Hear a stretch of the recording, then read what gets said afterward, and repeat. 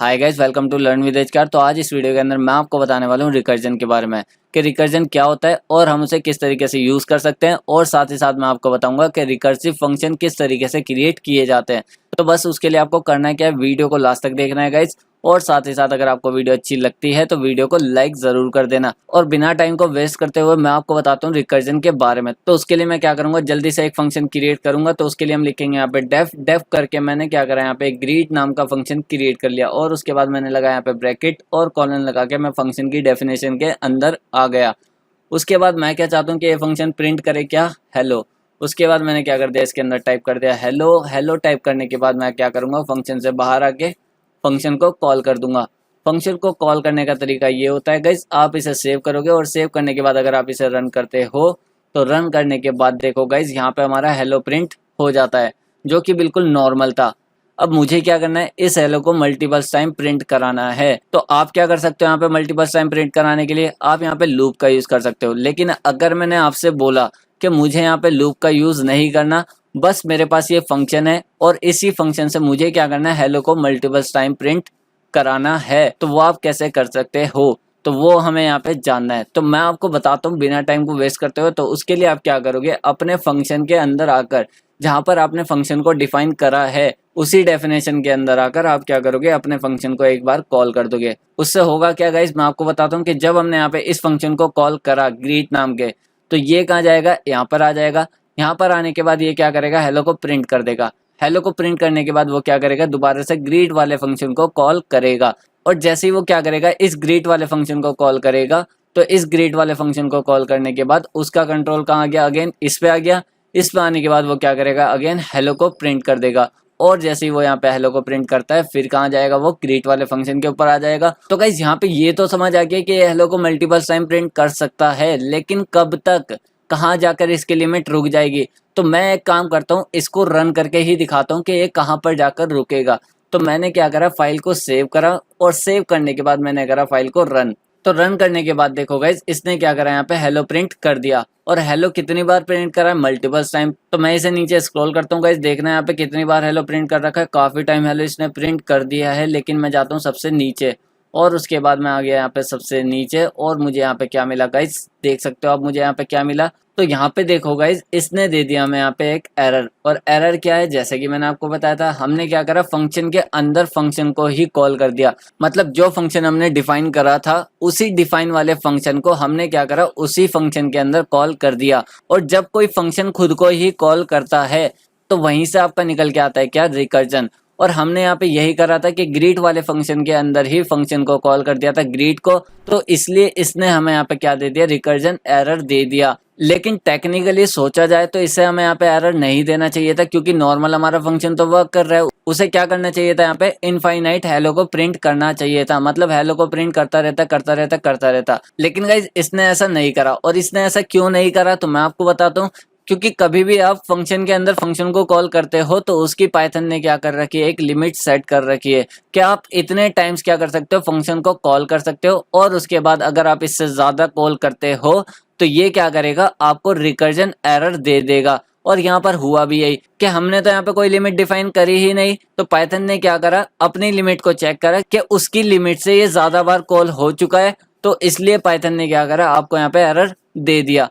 अब हमें कैसे पता लगेगा गाइस कि पाइथन ने कितनी लिमिट दे रखी है कि हम अपने फंक्शन को उसकी डेफिनेशन के अंदर कब तक कॉल कर सकते हैं। तो गाइस मैं आपको बताता हूँ कि अगर आपको उसकी लिमिट चेक करनी है, मतलब रिकर्जन की लिमिट चेक करनी है, तो वो आप कैसे कर सकते हो। तो उसके लिए आप आओगे अपनी फाइल के अंदर, और फाइल के अंदर आने के बाद आप यहाँ पे लिखोगे इम्पोर्ट। और इंपोर्ट लिखने के बाद आप लिखोगे यहाँ पे सिस लिखने के बाद आप क्या करोगे, यहाँ पे लिखोगे प्रिंट लिखने के बाद आप लिखोगे यहाँ पे सिस अगेन। और उसके बाद इसका एक मेथड होता है गेट रिकर्जन लिमिट। उस मेथड को आपको क्या करना है, यहाँ पे कॉल करना है और इसे क्या कर देना है अपने यहाँ पे सेव। और सेव करने के बाद जैसे ही आप इसे रन करोगे, तो आपको यहाँ पे रिकर्जन की लिमिट मिल जाएगी कि आप इस फंक्शन को अपनी फंक्शन डेफिनेशन के अंदर कितनी बार कॉल कर सकते हो। लेकिन उससे पहले मैं आप लोगों को बता देता हूँ कि ये सिस क्या है। तो सिस एक बिल्ट इन मॉड्यूल है पाइथन का। अभी मैं ज्यादा बात नहीं करूंगा मॉड्यूल के बारे में, क्योंकि आगे आने वाली वीडियोस के अंदर मैं आपको बताने वाला हूँ सारे मॉड्यूल्स के बारे में। तो अभी आप सिर्फ इतना समझो कि सिस क्या है, पाइथन का बिल्ट इन मॉड्यूल है, जिसका हमने यहाँ पे यूज करके रिकर्जन की लिमिट जानने की कोशिश करी है। उसके बाद अब मैं क्या करता हूँ, इसे सेव करता हूँ और सेव करने के बाद मैं क्या करता हूँ, यहाँ पे रन करता हूँ। लेकिन फाइल को रन करने से पहले मैं क्या करूंगा, इसको कर दूंगा कमेंट, क्योंकि अगर मैंने अभी इसे कमेंट नहीं करा तो ये मुझे अगेन एरर दे देगा, जो कि इसने पहले एरर दिया था, कौन सा, रिकर्जन एरर। तो इसलिए हमने क्या कर दिया, इसे कमेंट कर दिया। कमेंट करने के बाद अब हम क्या कर सकते हैं, इसे रन कर सकते हैं। तो मैंने करा फाइल को रन। तो जैसे ही मैंने यहाँ पे रन करा, तो रन करने के बाद देखो गाइस, हमारे पास कितना प्रिंट होके आ गया, 1000 मतलब 1000। कि पाइथन के अंदर जो बाय डिफॉल्ट रिकर्जन की लिमिट होती है तो वो कितनी होती है, यहाँ पे 1000। और गाइस मैं आपको बता दूं कि आप इस लिमिट को कस्टमाइज भी कर सकते हो, मतलब अपने हिसाब से चेंज भी कर सकते हो। कि आपको 1000 से ज्यादा बार किसी फंक्शन का रिकर्जन करना है तो आप इस लिमिट को यहाँ पे चेंज भी कर सकते हो। किसका यूज करके, सिस मॉड्यूल का यूज करके। तो मैं आपको बताता हूँ वो आप कैसे करोगे। तो आप यहाँ पे लिखोगे सिस, और सिस लिखने के बाद आप लगाओगे यहाँ पे डॉट, और डॉट लगाने के बाद आप लिखोगे यहाँ पे सेट, और उसके बाद आप यहाँ पे लिख दोगे रिकर्जन लिमिट। उसके बाद ब्रैकेट लगा के आप अपने रिकर्जन की लिमिट को सेट कर सकते हो। अगर मैं क्या कर देता हूँ, यहाँ पे 10 टाइप कर देता हूँ। 10 टाइप करने के बाद मैंने क्या करा, यहाँ पे सेव करा, और सेव करने के बाद मैंने क्या करा, यहाँ पे रन कर दिया। तो रन करने के बाद देखो गाइस, अब हमारे पास कितना प्रिंट हो गया, यहाँ पे 10 प्रिंट हो गया। तो इस तरीके से आप रिकर्जन की लिमिट भी सेट कर सकते हो पाइथन के अंदर। अब हमें क्या करना है, इस लिमिट को चेक करना है कि हमारा जो रिकर्जन फंक्शन है वो 10 टाइम रन होता है या फिर नहीं होता। तो उसके लिए मैं करूंगा इसे अनकमेंट। तो मैंने कर दिया इसे अनकमेंट, और उसी के साथ मैं कर देता हूँ इस वाले प्रिंट स्टेटमेंट को कमेंट। और कमेंट करने के बाद मैं क्या करता हूँ, यहाँ पे एक वेरिएबल बनाता हूँ काउंट, और काउंट नाम का वेरिएबल बनाने के बाद मैं इसकी वैल्यू असाइन कर देता हूँ 1। अब ये वेरिएबल मैंने यहाँ पे क्यों बनाया, तो मैं आपको बताता हूँ कि हम क्या चाहते हैं कि जब हमारा फंक्शन कॉल होगा तो उसके साथ क्या होगा, काउंट की वैल्यू भी क्या हो जाएगी, प्रिंट हो जाएगी। तो मैंने लिख दिया यहाँ पे काउंट, और उसी के साथ मैं क्या करूंगा, फंक्शन के अंदर आऊंगा और उसके अंदर मैं कर दूंगा यहाँ पे काउंट। इसके आगे लगाऊंगा मैं प्लस इक्वल्स टू 1। मतलब मैं क्या कर रहा हूँ, काउंट के अंदर इंक्रीमेंट कर रहा हूँ। जैसे जैसे हमारा फंक्शन कॉल होगा उसके साथ साथ हमारा क्या होगा, काउंट प्लस प्लस होता रहेगा। तो मैं क्या करूंगा, इसे सेव करूंगा। सेव करने के बाद मैं क्या कर देता हूँ, इसे रन कर देता हूँ। तो जैसे ही मैंने इसे यहाँ पे रन करा, तो रन करने के बाद हमें मिलता है यहाँ पे एक एरर। और एरर क्या है मैं आपको बताता हूँ। जैसा कि मैंने अपनी लास्ट वीडियो के अंदर आपको बताया था ग्लोबल और लोकल वेरिएबल के बारे में, और हमने यहाँ पे यही गलती कर दी जो कि मैंने आपको यहाँ पे समझाया था। कि हमने क्या करा, यहाँ पे एक ग्लोबल वेरिएबल डिफाइन करा काउंट, जो कि फंक्शन के बाहर है, और फिर उसके बाद हम क्या कर रहे हैं, फंक्शन के अंदर उसकी वैल्यू को चेंज कर रहे हैं। और मैंने आपको बताया था कि अगर आप कभी भी ग्लोबल वेरिएबल की वैल्यू को फंक्शन के अंदर चेंज करना चाहते हो तो आपको यहाँ पे ग्लोबल कीवर्ड का यूज करना पड़ता है। तो मैं आपको बताता हूँ वो आप कैसे कर सकते हो। तो उसके लिए आप आओगे अपने फंक्शन के अंदर, और फंक्शन के अंदर आने के बाद आप यहाँ पे लिखोगे ग्लोबल, और उसके बाद आप लिख दोगे यहाँ पे काउंट। काउंट लिखने के बाद आपने इसे सेव करा, और सेव करने के बाद अब अगर आप इसे रन करते हो तो रन करने के बाद देखो गाइस, अब इसने हमें यहाँ पे वो एरर नहीं दिया जो कि इसने क्या दिया था, हमें पहले एरर दिया था। अब इसने क्या करा है मैं आपको बताता हूँ कि सबसे पहले आपका ग्रीट वाला फंक्शन कॉल हुआ। ग्रीट वाला फंक्शन कॉल होने के बाद आपका कंट्रोल आ गया इस ग्रीट के ऊपर। उसके बाद इसने क्या करा, जो काउंट वाला वेरिएबल था इसे ग्लोबल कर दिया, मतलब इसे परमिशन दे दी कि आप इस फंक्शन के अंदर इसकी वैल्यू को चेंज कर सकते हो। और उसके बाद इसने क्या करा, यहाँ पे हेलो को प्रिंट कर दिया, और साथ ही साथ इसने क्या करा, यहाँ पे काउंट की वैल्यू को भी प्रिंट कर दिया। लेकिन मैंने यहाँ पे एक गलती करी है, और वो गलती क्या है कि मैंने यहाँ पे काउंट की वैल्यू को इंक्रीमेंट इस हेलो के बाद करना था, जो कि मैंने पहले कर दिया। तो ये कोई इतना बड़ा इश्यू नहीं है। तो नॉर्मली हम आगे चलते हैं। तो यहाँ पे देखो हेलो के बाद हमारा क्या हो जाएगा, नंबर प्रिंट हो जाएगा।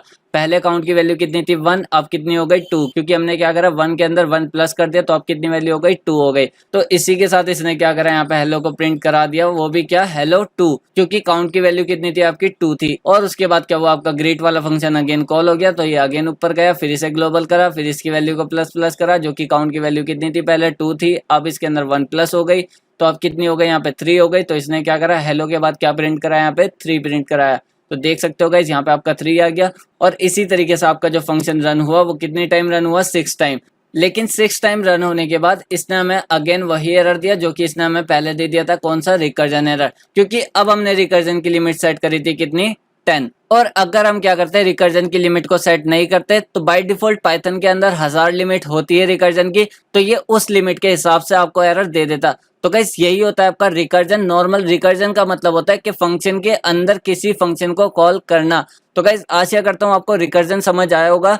लेकिन फिर भी मैं एक बार और बताता हूँ कि कभी भी अगर आप फंक्शन के अंदर उसी फंक्शन को कॉल करते हो तो वो कहलाता है आपका यहाँ पे रिकर्जन। तो इसी के साथ चलता हूँ गाइस। अगर आपको वीडियो अच्छी लगी हो तो लाइक कर देना, साथ ही साथ चैनल को सब्सक्राइब कर देना और बेल आइकन पे क्लिक कर देना। इसी के साथ चलता हूँ guys, bye bye, thank you for watching this video.